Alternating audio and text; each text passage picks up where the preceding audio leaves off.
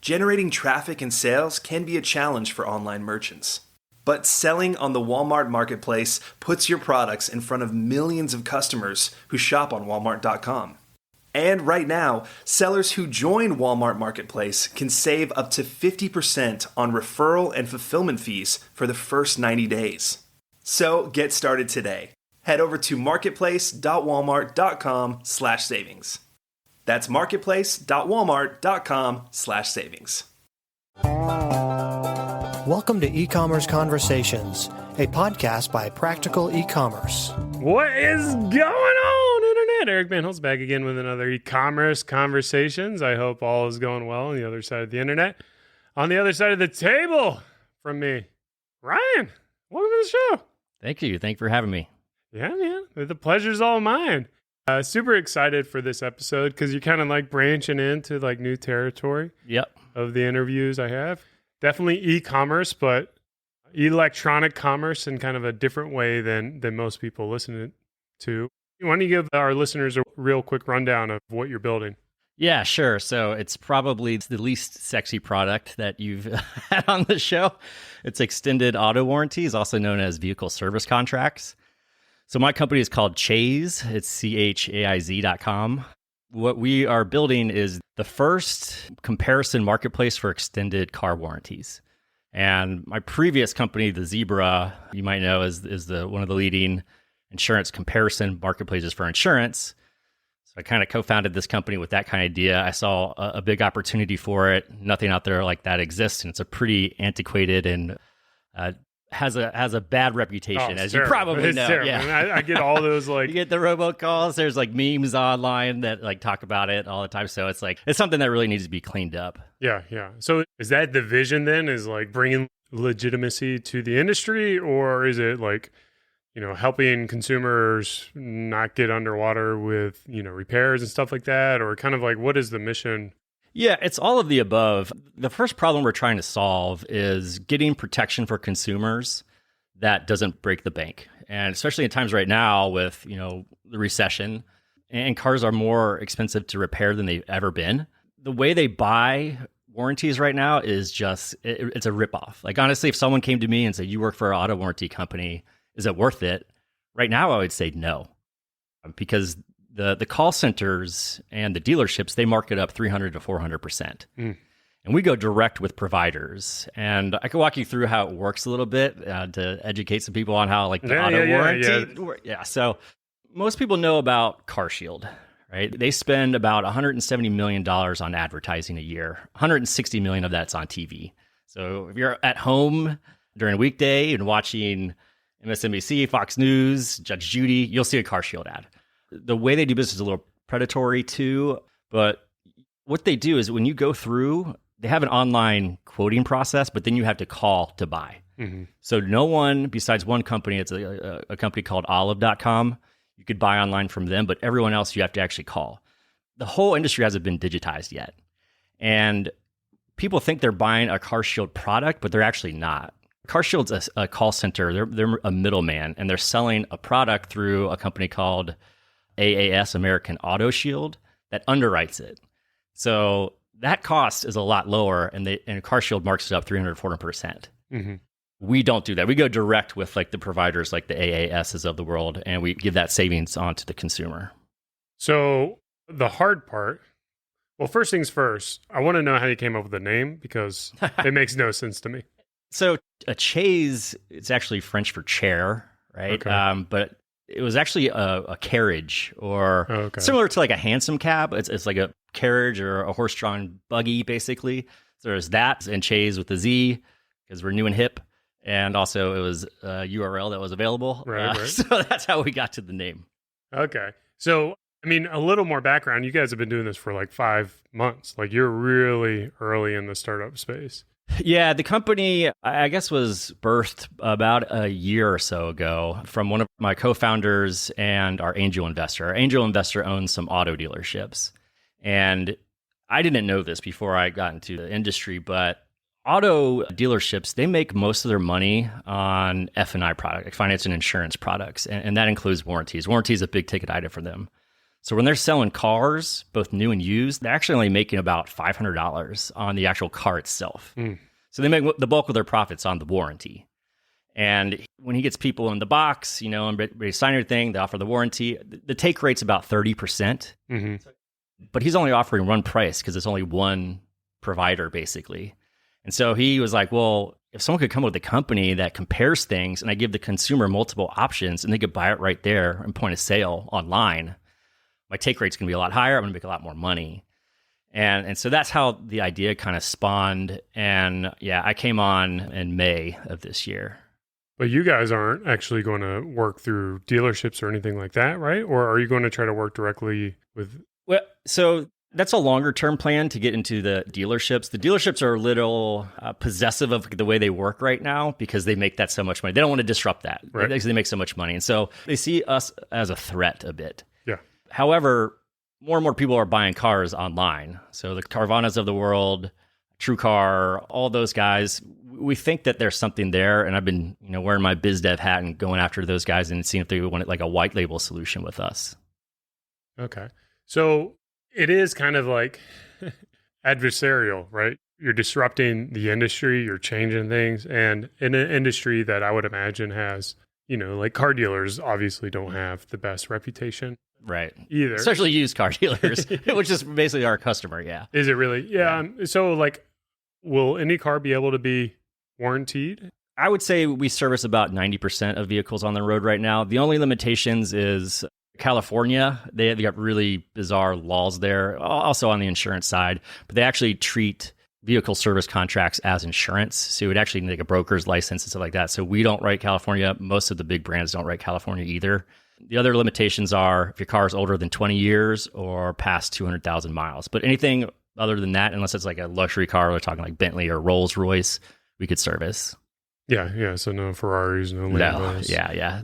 I think it's super interesting. So you guys are essentially doing what CarShield is doing, but better and leaner. Yeah, we're taking it digital. We're giving the consumer the option to compare. And so their prices are take it or leave it. They also have, specific rules. And when you get to our site and get to the results page, you could toggle different things. You get a 3-year plan, 5-year plan. Month to month is something we're coming out with soon. No down payment, different pricing options. And then there's things like a very limited contractor protection or bumper to bumper. So you could basically toggle and pick and choose as you like.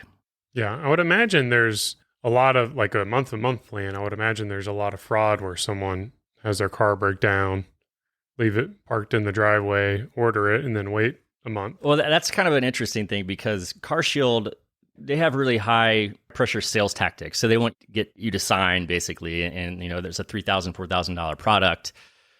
There's a waiting period of 30 days to kind of cut back on that fraud.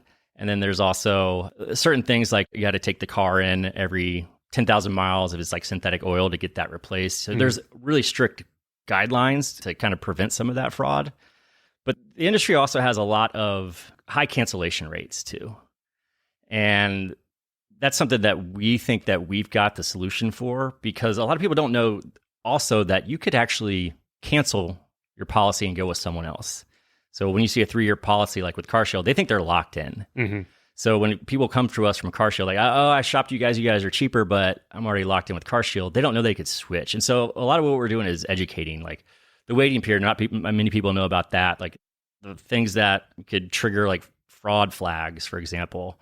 So the average consumer doesn't know anything about auto warranty. And so especially as a brand person, a lot of my job is also educating the consumer. So you're talking about education, you're talking about that direct relationship. How are you getting in front of your intended audience? Yeah, right now, so we only have an angel investor, so there's not a ton of paid marketing we could do. So what we're kind of sticking to right now is pretty much tried and true performance-based tactics. Now with that, there isn't a lot of storytelling you could do. So there's not a lot of brand building with that. But that's just because we want some sales and get recurring revenue up, and then we'll start building the brand a bit right now. So most of the education we're doing is through our SEO efforts, which we've made some pretty good strides on. So we write articles on what exactly does it cover? Should you buy one? Things that could go wrong on a road trip, how to prepare for a road trip, things to check before you get on a road trip. And then also like what's the difference between normal car insurance versus vehicle protection for breakdown. So, and it's really interesting, some of the stats, which I come from the auto insurance world. And so I kind of know that side of things. And even though this is related and there are a lot of parallels, I knew hardly anything about the auto warranty space.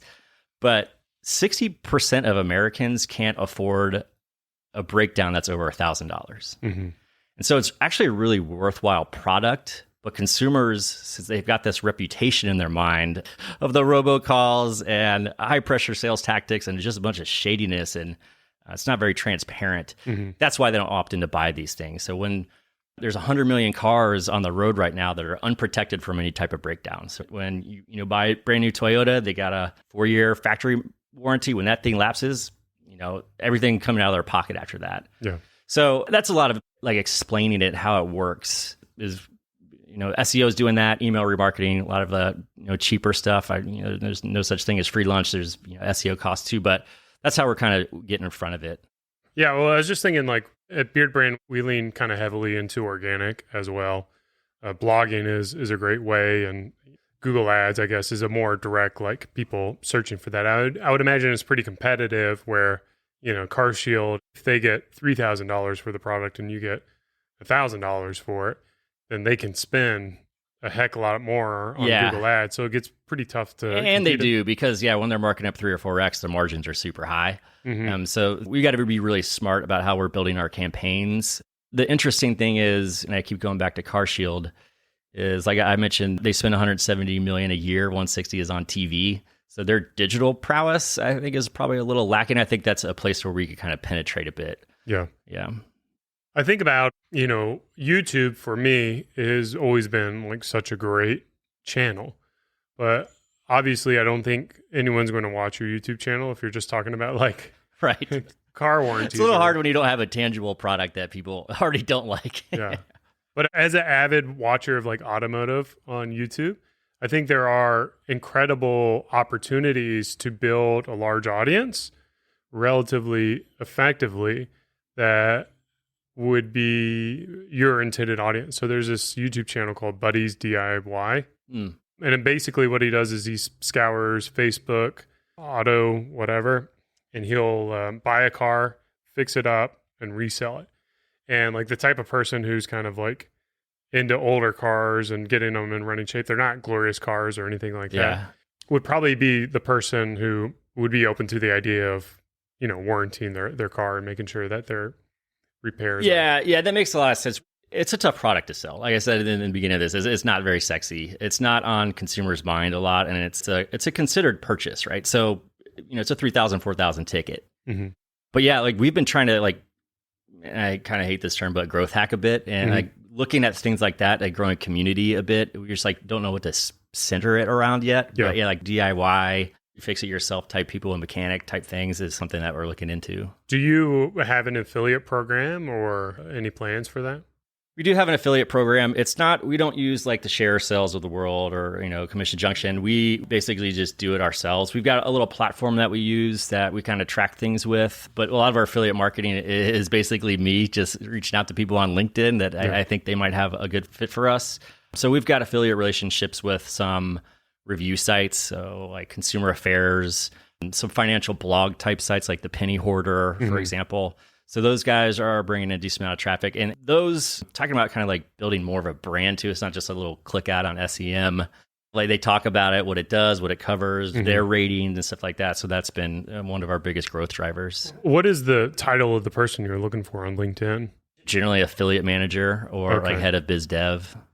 Affiliate manager for like a media company then? Right, yeah. Okay. Because I would think like, from my perspective, like our affiliate manager is the person going out trying to find affiliates. Yeah.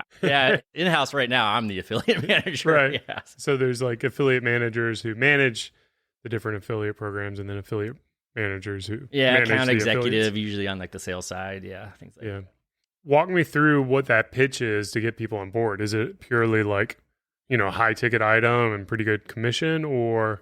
In terms of affiliates? Yeah, in terms of bringing on because the Penny Hoarder, I mean, they're a pretty notable, Yeah, well, luckily LinkedIn's is a great tool for this. So like, throughout my career, kind of been in like the auto space with auto insurance for, 15 years plus, I've built up a lot of connections. So it's just a lot of outreach. And if I don't know someone as a first connection, I look at their other connections and get intros. Luckily, I've worked with a penny hoarder in the past. So I know the people over there. So that was a pretty easy one for us. And the other ones, honestly, you kind of got to pitch them a little bit, like some of these major sites, because they are making a ton of money from the Car Shields and Endurance and Protect My Cars of the world. And when they see us as a startup, they know our pockets aren't that big. Yeah. So we have to sell a little bit. And the way we kind of do that is, hey, if you guys care about your consumers, which they all do, give them more choice, right? So right now you've got 10 different companies on your review site. For every one of them, you got a call to buy. They're going to be consumers that you have that want to compare, shop, and buy completely online without talking to anyone. Mm-hmm. That's where we come in. And so that's how we kind of got the foot in the door with some of these large players and just say, hey, give your users something different, probably something that they would actually like doing more than the current way of doing business. Yeah. Are you able to kind of compare how you guys perform on those articles, like once you get added to the list? Yeah, they're pretty. I mean, those affiliates they keep a keen eye on effective CPC basically, and so they'll jockey us around in position like 4 to 3 to 5 to 6 and see what the effective CPC is for them. And over time, right now, since we got a small brand, it's not great. So we're kind of like in that 5 position, so we don't get a ton of traffic. I think like 80% of the traffic goes to the top 2. Right. But as we start converting more consumers, I think we'll get more real estate on those pages. Yeah. You talked about you have an angel investor. What is the growth plan for the company? Are you going to try to stay as bootstrapped as possible, or is this something you really need a lot of capital to make an impact? We don't think we need a lot of capital because the margins are so high. And we have a product that saves the average user compared to going through a call center about 50%. So we just need more sales right now to kind of sell that story. We are trying to raise capital, some pre-seed, probably a safe note of looking back at $1 million probably is what we're trying to be going after. But honestly, it's tough out there right now. The economy is a little tough for that on the VC side of things. So we're pivoting a little bit. We're going after smaller firms that are just purely focused on seed and pre-seed. We've been at it for a bit, and we've been hearing great feedback, very positive feedback, with a lot of it's like, you're a little too early for us. Oh, yeah. Yeah. And so a lot of them, I mean, if we're talking 18 months ago, we'd have money in the bank by now. I'm sure of it. We have an MVP. We have online sales already. We have customers that have bought completely online, but our recurring revenue month over month just quite isn't there yet. And so with this economy, it's a little risky, I think, for folks. Yeah. So is it the focus? Do you have to show like kind of that monthly growth month over month to be able to pull in the there's a few things. I think that's the biggest thing. Like if we did 10,000 revenue one month and then 20 the next month and then 30 the next month, that'd be an easy sale. Mm-hmm. We'd have money in the bank. The issue is I don't want to, I'm very cognizant of being diligent with the angel's money too. So I don't want to spend a lot of money when I don't think the product's quite right yet. So there's been a lot of changes and improvements that we're doing on the product.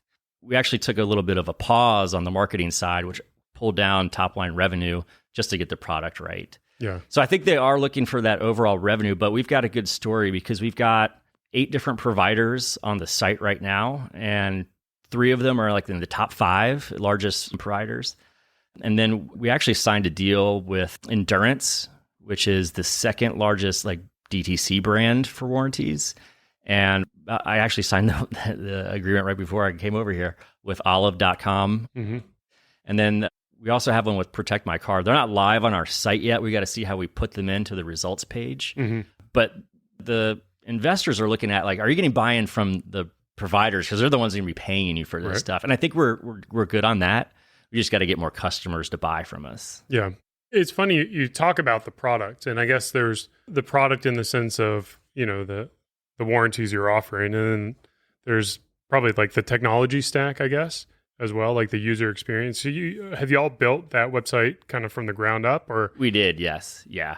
And when I talk about product, I mostly talk about our website because we're not selling the actual product, right. The warranties. Yeah. We act as a seller. We act as we're a matchmaker. Basically, we're finding you the right coverage, but after you buy with them, it's on their paper, it's on their contract. So when I talk about product, it's our flow. which we've made a ton of improvements on. One of the other things I should mention too is we don't ask for, we're so against like the spam and the robocalls.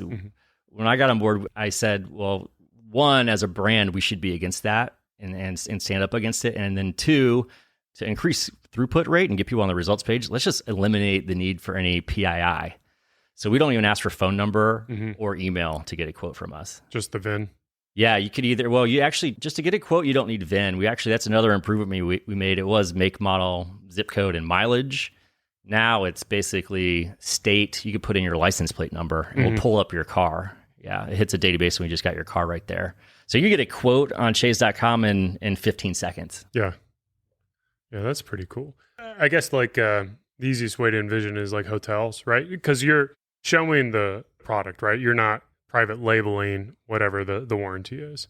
No, yeah. You'll see the different options. It's their brands, most brands that you haven't heard of because, again, they're the providers, not the ones that doing the customer-facing marketing. But yeah, it's all their brands. So again, it's like on their paper once you buy that. Are you going to start building kind of like a review database of how the consumers are having success or not success with the warranties? Because I would imagine that would, from my perspective, like I don't trust the industry very much.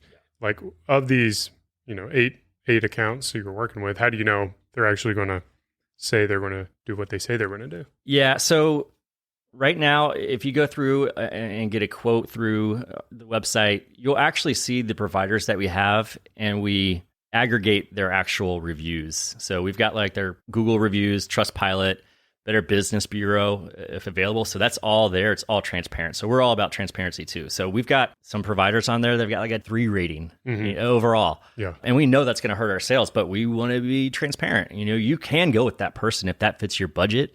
But if you want to pay a little bit more and go with a more reputable business, then that's there too. Yeah. Do you need the kind of number 1 and number 2 in the space to offer that product, to feel like your product is finally like where it needs to be? Or are these other smaller players going to be able to sustain you guys? That's a hypothesis that I've had probably within the past 2 months. And that's why I started pursuing going after like the Endurances of the world, the Protect My Car. We haven't gone after CarShield yet, just because I think their model is just so vastly different than ours. But for example, this Endurance, they will be live on our site, and I want to say probably about 2 weeks. They're not going to show pricing on our site, so you actually have to go to their site to buy. But they're paying us for that traffic. They're going to pay us for that customer. And the hypothesis is, and I've seen this before at prior businesses, once you have a big brand on there that they've seen on TV, Endurance runs a lot of TV advertising too. Once they get to that results page, they'll say, oh, I've heard of this company. I haven't heard of these, but since that one's there, I think that Chaiz overall is reputable. Okay. And so that's something we're testing within like the next 2 weeks. Yeah, it's kind of interesting because like CarShield's your direct competitor, but also they could be listed on. They could as an option. Yeah. So our results page, which is basically our moneymaker, right? That's where you monetize. It's going to look a little bit different. So if this is probably going to air in a month or so. So at that time, you'll probably see options to buy completely online through Chaiz, and you enter your credit card with us, and we process it, and we'll hand you your paperwork. You'll also see Endurance and Protect My Car and Olive embedded in there. You'll go to their experience too, but having those brands on there, it's just going to help us overall as well too. I saw that a little bit at my previous company, the Zebra. For the longest time, we never had Progressive and Geico on the site. And once they got on the site, like the click-through rate and purchase rates with the other smaller providers actually went up. So it's something I kind of wish I realized a little earlier into this. I think we probably would have gotten a couple more sales, but yeah, it'll be vastly different in about a month or so. Is that a pretty tough sale as well to get Endurance on and CarShield on and Protect My Car? We thought it was going to be. So when I started talking to these folks, I thought, well, they're going to think we're a threat. They probably won't like our model. But when I talked to, so like olive.com, that's the other one I mentioned that you can actually buy online from them. They actually only offer one provider. So they only underwrite through one. So you only get one price with Olive. They actually really liked our model. And so that conversation was a half an hour long, and I got the contract paperwork back pretty quickly. So they bought in on that.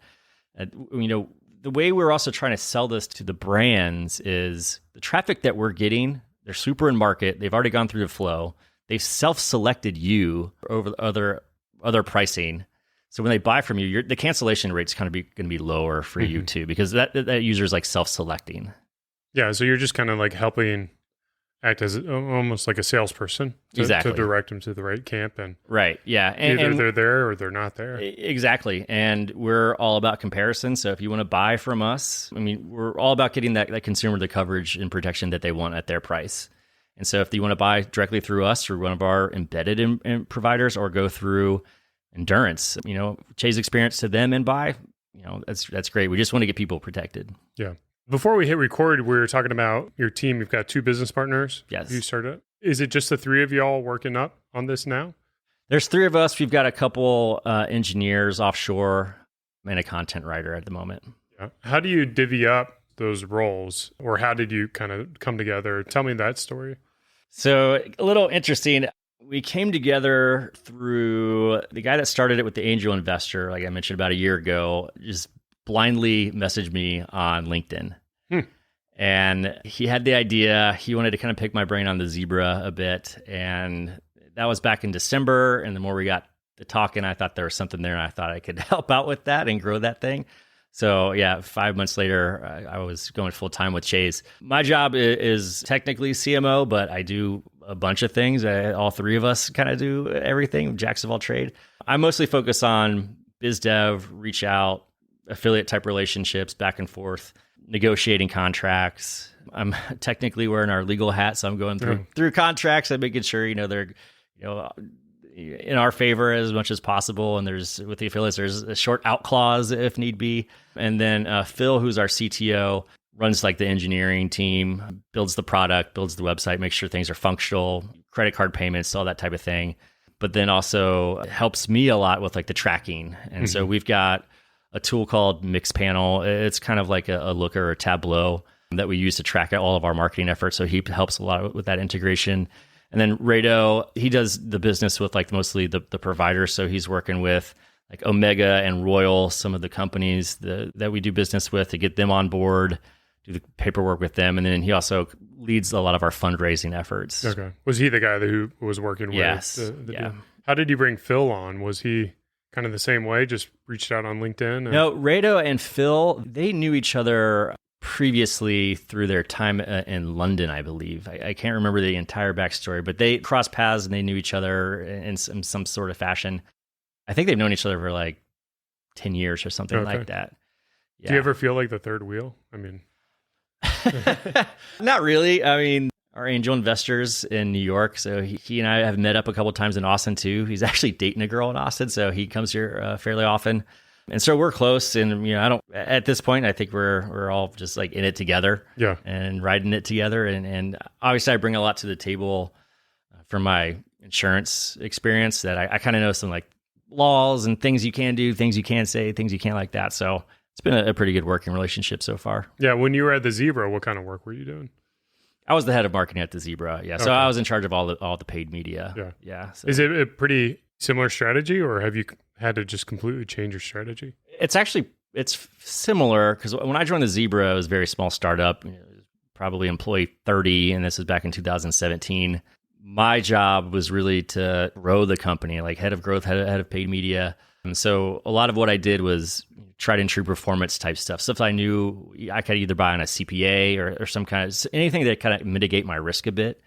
And as we started growing that and optimizing that and a lot of learnings and changes with the product and stuff like that too, then we started building in the brand. Then I launched like TV, then I launched our podcast, and I launched some of our sponsorships. But it was really funded from the profits we were getting from performance. I'm kind of using that playbook a bit at Chaiz, where we need profitable growth right now in terms of return on ad spend. But yeah, it's like just trying those very performance-based tactics, and then we'll start kind of growing the brand after that. Yeah, that's pretty cool. Where can people learn more about your business or reach out to you or give you money if anyone's listening with $1 million, right? We are still actively talking to investors. We think we're getting close with a few. So yeah, you mean Ryan Hartman on LinkedIn. Yeah, just send me a note. I'm pretty active on there. Go to chaiz.com. You could always email Ryan@chaiz.com, CHAIZ.com. Yeah. Well, thanks for coming by. And, it's always fun, like the early days of a startup and just like all the problems you got to solve. And all the stuff you got to build out and, kind of the lessons you learned in such a short period of time. I mean, it's been fun, like rolling up my sleeves again. So I haven't been in SE in AdWords for probably like 10 years. And so it was like me running it again. So it's like all the stuff I'm remembering. So it's been fun. Yeah. Well, I hear nowadays you just turn on Performance Max and you just let it do its exactly. thing. Right. Yeah. All right, guys, this has been another e-commerce conversations. I hope you enjoyed it as much as I did. Thanks for listening. Cheers and keep on growing.